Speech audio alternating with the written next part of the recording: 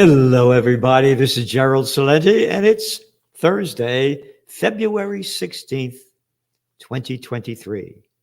And here are some of today's trends in the news.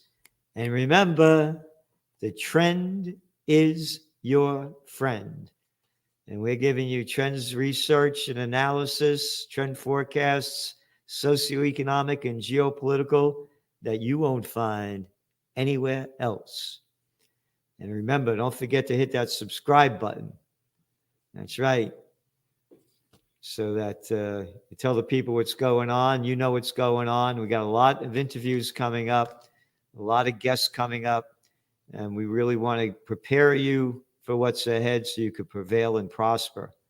Again, there's no magazine in the world that provides in-depth trends analysis and trend forecasts like the Trends Journal. History before it happens. So, on to the markets. Dow shed 400 points after another hot inflation report. Raises rate hike fears. Oh, wait a minute. You forgot the bullshit they were shoving down our throat? Only for about 2 years. There's no inflation. It's only temporary. It's only transitory. I'm Jerome Powell. I'm the Fed head. I'm the top guy, the bankster gangster. You listen to what I tell you. Facts don't mean anything. Or you're just full of shit. How come nobody's calling these clowns out? Oh, I know why. They're prostitutes. They're media whores that get paid to put out by their corporate pimps and their government whoremasters. Nobody's calling them out, except the Trends Journal. We told you that inflation was real. We said it wasn't going away. We said it wasn't temporary, transitory, or transgendatory. So, the Dow shed 431 points. The S&P dipped 1.38. The NASDAQ composite fell 1.78. And now there's concern that they may raise interest rates 50 basis points. That's according to comments by St. Louis Federal Reserve James Bullard. Bullard shit. And he's advocating a 50% point rate hike at the last meeting. So if they raise them 50 basis points in March, boom, goes the economy. Crashola. Yep. And a lot goes down with it, and we'll hit all the points. And again, your new Trends Journal came out on Tuesday. Over 170 pages. Over 170 pages. No ads. No ads. No one tells us what to do. And it's only for less than $3 a week. Nothing. Nothing. And we're giving you what you can't get anywhere else. And the Technocracy Trends by Joe Duran. Pip. You read the BS in the Wall Street Journal today about, cryptos and technology. It's nothing. Nothing. So going back, they raise interest rates. This thing's going down. Gold prices are down. They should be much higher. When the economy crashes, gold's going to go up. When they lower interest rates, gold's going to go up. So we're bullish on gold. And today, Bitcoin, hit well over, 24,000, and it backed off. And as we said, when it breaks past 25,000, it keeps going up. It has to break solidly above it, and for, a number of days. And oil's still in the $85 a barrel range for Brent crude. So it's still up there. What else we got? You ready? This is the kind of fucking bullshit crap that they put out there. And save your fucking shit that, you're vile. It's not, it's appropriate language for the situation. When somebody tries to fuck with you, and not the way I like to be fucked with, you don't take their bullshit. UK inflation falls for third month in a row. Wall Street Journal. Today. Oh, wow, it fell third month in a row. Huh. Consumer prices in UK were 10.1% higher than a year earlier. A slower rate of inflation than 10.5 recorded in December. What the fuck are you telling me? It's down 0.4%. It's over 10%. And you look at this little chart over here, it's a spike up. This is deadly, what it's doing to people. But keep buying the bullshit. Emerging market rally stalls on rate woes. Yeah, no kidding. The emerging markets are submerging. They keep raising interest rates, the dollar goes up. And they got a load of debt in dollars in these emerging markets. And they're down already in terms of the economy. The markets are a fake thing. Higher rates also typically boost the dollar. Yeah, that's what I was saying, making it more expensive for emerging markets to buy oil and goods. Yeah, no shit. Wholesale prices rose in January more than expected. Inflation. Yeah. So, fill it here. Now, remember, they created what, 521,000 jobs in January? And you know what that is. Bullshit. Philadelphia Fed manufacturing gauge plunges unexpectedly. Unexpectedly by who? Who is unexpected? Oh, the shitheads that we only talk to that are a member of the club. Manufacturing activity in Mid-Atlantic region dropped off sharply. You got to read the whole paragraph till we get to the number. The Philadelphia Federal Reserve monthly manufacturing index plunged to, quote, minus 24.3 this month from a minus 8.9 in January. It's going down. And now they raise interest rates, it goes down deep. You ready? United States is on track to add nearly $19 trillion to its national debt over the next decade, $3 trillion more than previously forecast. Congress nonpartisan budget scorekeeper now projects that U.S. economy will barely grow this year. Wait a minute, they said it's going to grow. No, because they're saying the truth over here. Not when you add in inflation. So it's dragflation. The economy's going down as interest rates go up. Now, what else do we have here? We got a lot. And it'll be in your Trends Journal. You ready for this? Newly enacted legislation in the past 9 months will add about $1.5 trillion to cumulative deficits over the next decade, the budget officer said.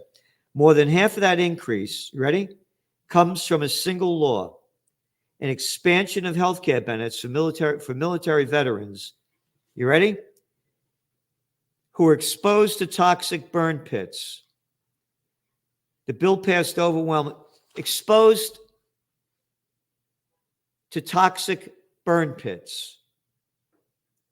The legislation makes it easier for veterans who believe they were exposed to toxins during their service. For what? For what? To fight in illegal wars that are lost? That little Georgie Bush doesn't go to fight, or his kids. That little Lindsey Graham doesn't fight. Or that arrogant guy playing senator up there in Connecticut. Blumenthal, whatever his name is. Lies that he said he fought in Vietnam and he got 4 draft deferments. They got in like the National Guard or somebody. He never left Washington, D.C. They don't go fight. And that's where our money's going. And we have to rage against the war machine. And you can do it by joining us on Sunday down in Washington, D.C. at the Lincoln Memorial, 12:30 p.m. I'll be one of the speakers, along with Ron Paul, Tulsi Gabbard, Jimmy Dore, Dennis Kucinich, Ann Wright, Scott Horton, Cynthia McKinney, and others. RageAgainstWar.com. Look what they're doing. They're killing our people. Not only in a war, with all this toxic crap. Yep. All the toxic crap that they're killing us with.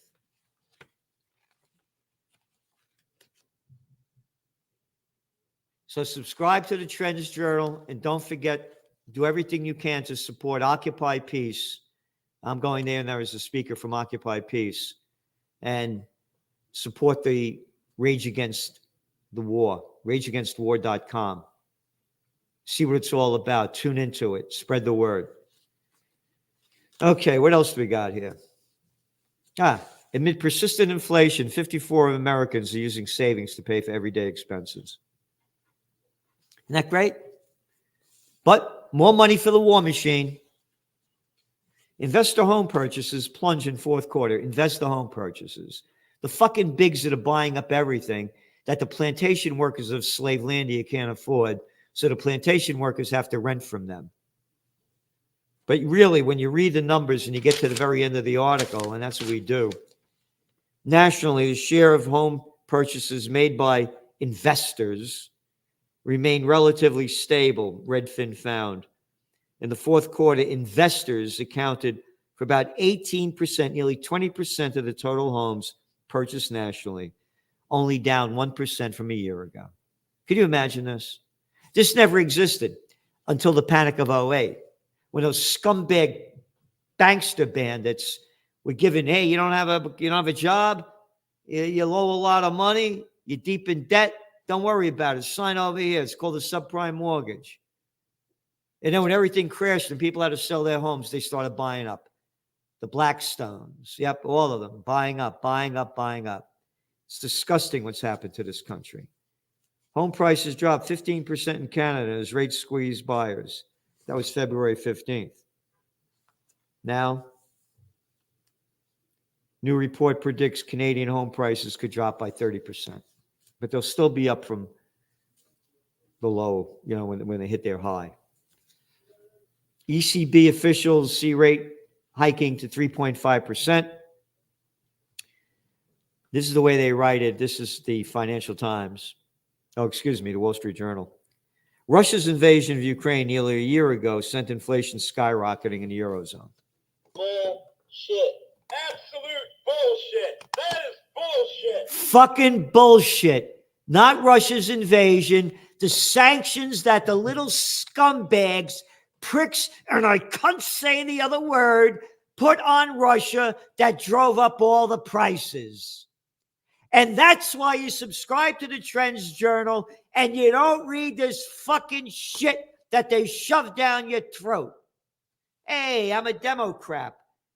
I suck down shit. I'm a Repulsivekin. I buy the crap they sell me.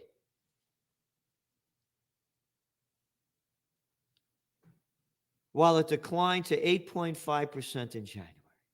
8.5% inflation. And when you look at the real inflation numbers, they're much higher. In the United States, it's double, according to John Williams' shadow stats. And we told you so. We were the only ones saying it for over 2 years. Office building bust. Office building bust. Now we put it as one of our top trends for 2023 for everybody to see. There it is. Office building bust. One of the biggest landlords in Los Angeles has defaulted on $777 million in loans for 2 skyscrapers as remote workers keep offices vacant. No shit. This is just the beginning. We are going to see a crisis in this that is unimaginable. Oh, and as interest rates go up, yeah, you got to pay more on your loans. A lot of them are variable rate loans. And all them junk bonds with the interest rates going up. Oh, yeah. All in your Trends Journal. I mentioned about the toxic chemicals that they raised all that money we have to pay for the poor servicemen that got poisoned by the pricks running the show. This is the headline from the Cartoon News Network as they went on the air. Animals are reportedly dying after toxic train wreck. This is in Palestine, Ohio. What does it mean for humans? Who the fuck you talking to? What does it mean for humans? It's killing animals. It's killing living beings. Look how they're killing us. And this train wreck, these things keep happening. They make it in and out of the news. We have a third world rail system in this country controlled by the bigs that's rotten in front of our eyes. I'm so concerned when I see all these trains going through Kingston over here, over a bridge that was built like in 1912 across the Rondout Creek. And the things, as these things are going over this, with these deadly, one container of deadly chemicals after another. But don't worry, we've got wars to fight and people to kill. That's where our money goes. So remember, Sunday, we got to stop the war machine. It's a Rage Against the War Machine. I'll be there, one of the speakers. Rage Against the War Machine. You go to the site, rageagainstwar.com. Okay, what else we got here? Ukraine conflict will likely have no military winner. Oh, you know who says that? Top U.S. general. Top U.S. general. That guy Miley. What top U.S. general? You haven't won a war. What are you talking about, top? But there's the propaganda they're selling. It will be almost impossible for Russians to achieve their political objective by military means. It is unlikely that Russia is going to overrun Ukraine. It's just not going to happen. How much you want to bet? How much you want to bet? Anybody want to bet that Russia wins? Totally opposed to the war, as I mentioned dozens of times. Totally understand why it happened. We wrote about it as the United States overthrew the democratically elected government of Viktor Yanukovych in 2014. Article by Dr. Paul Craig Roberts, former Assistant Treasury Secretary under Ronald Reagan. But this is the propaganda that they're selling. Moscow's military capabilities are in question after failed Battle of Ukraine City. That's the headline from the toilet paper record, the New York Times. All they keep doing week after week, day after day, is talking about Russia's failures. They're not failing. They control over 20% of the country. Sirens are going off all over Ukraine. Could you imagine every day in your life, sirens going off in hiding? Depending on whose numbers you look at, up to 70% of their infrastructure, water, and power has been destroyed, the Ukrainians, and they have Russia's losing. This is not journalism. The Trends Journal is. A disastrous Russian assault on Vuhledar, Vuhledar, I never heard of it, viewed as an opening move in expected spring offensive. What expected spring offensive? It's fucking February. They did this in January. And when you go back, mealy mouthed over there and the rest said there wasn't going to be any movement and that Russia was going to hold fast during the winter. But this is the propaganda they keep putting out. Has renewed doubts about Moscow's ability to sustain a large-scale ground assault. Oh, yeah, who says so? As Moscow steps up its offensive in eastern Ukraine, weeks of failed attacks on a Ukraine stronghold have left 2 Russian brigades in tatters, raised questions about Russia's military tactics, and renewed doubts about its ability to maintain sustained large-scale ground assaults. Says who? Viewed by who? They don't say. That's total propaganda. Then you read all the way down, and another arrogant guy, Britain's Defense Secretary Ben Wallace, told BBC that, quote, 97% of Russia's army in Ukraine, that 97% of the Russian army is in Ukraine. How does he know this? And this is who they quote. But as has happened in previous Russian offenses including one in November, quote, the enemy suffered critical losses. Who said this? Oh, a spokesman for the Ukrainian military forces. This is not journalism. This is pure fucking bullshit. Yep. And speaking of bullshit, they're hardly covering Seymour Hersh's article that the United States is responsible for blowing up the Nord Stream pipeline.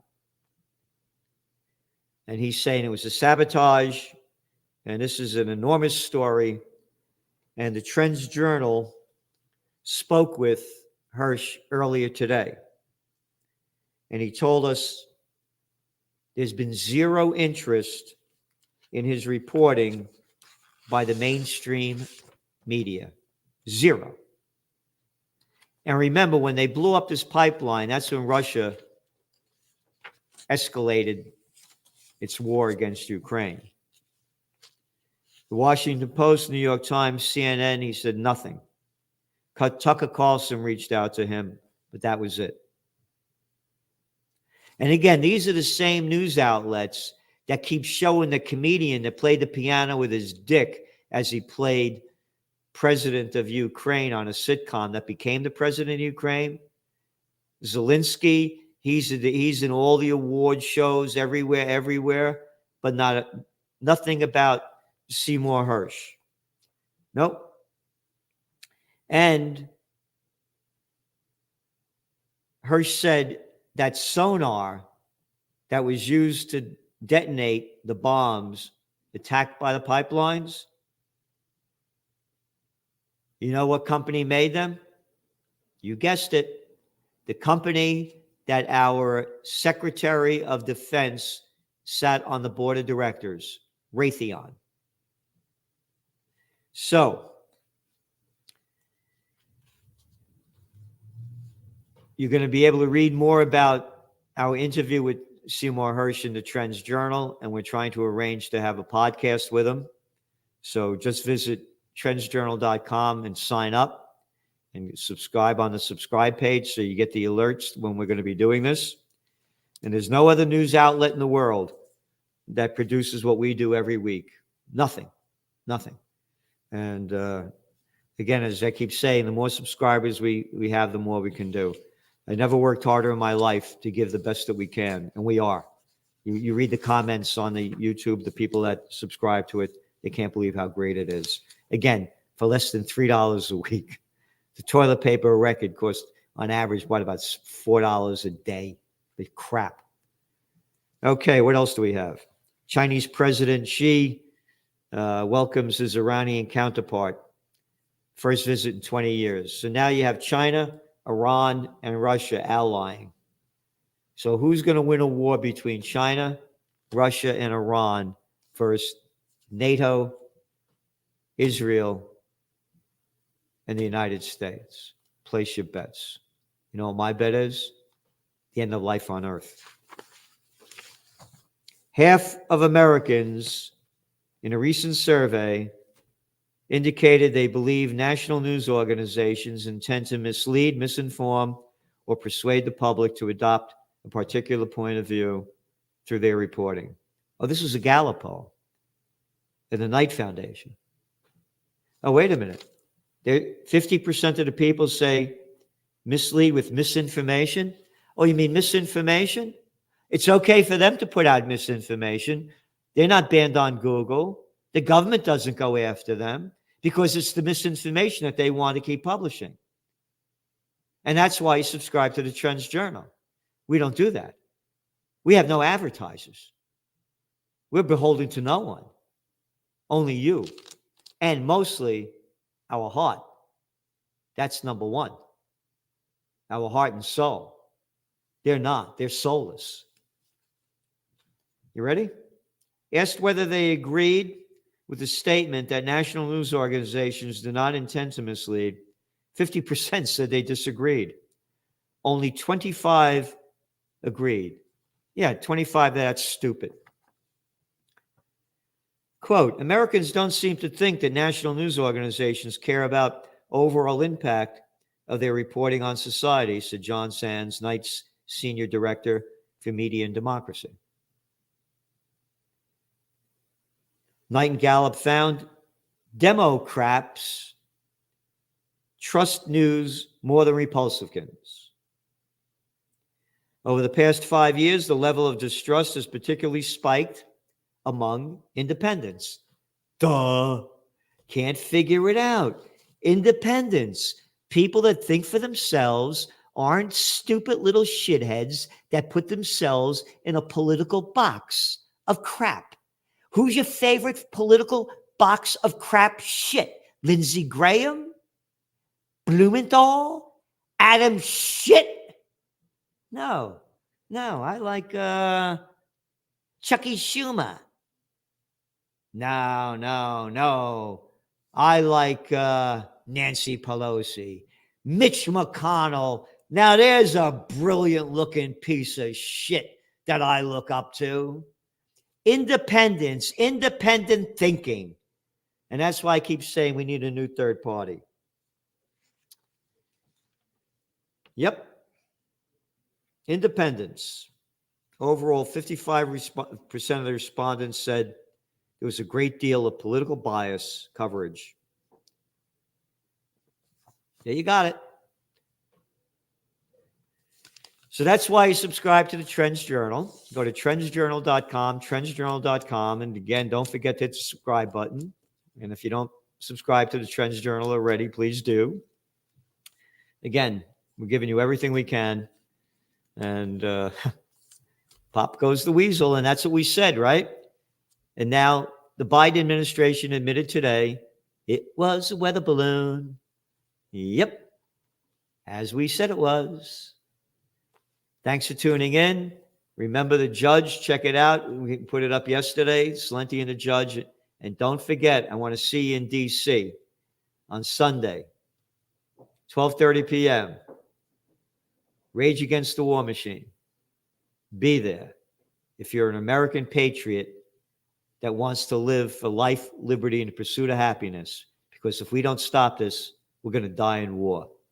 Thanks for tuning in.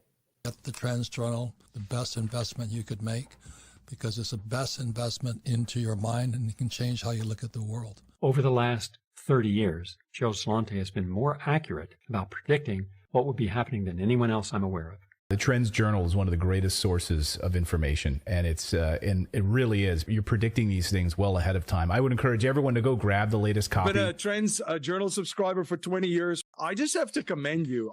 What you guys have put together in your latest Trends Journal, there's nothing like this out there. Sir, everything that you predicted about the economy, you were absolutely right. So I have followed you all this time. So please take a look at the Trends Journal. You correctly forecast that the Fed would hike rates quite aggressively, correctly said that initially gold and silver would drop as the Fed starts to raise rate to 1.5% and above. When we spoke last, Bitcoin was around 49,000. You said you expect to drop, and if it drops below 30, 35, then it could really drop. Gerald Celente I tell people all the time, listen, I can't control the news, but you've got to know so that you can make good decisions for your life and for your family and for your money. And I know you're the guy to give it to them. Trends Journal, which I would encourage people to go and check out. It's actually a 200-page document, pure data-driven analysis. Gerald Celente, the top trends forecaster in the world. Gerald, you had an interesting call back in September of last year. You said gold had bottomed, which is exactly what happened. And here we are, and we're above $1,900. Subscribe to the Trends Journal. Read history before it happened at trendsjournal.com.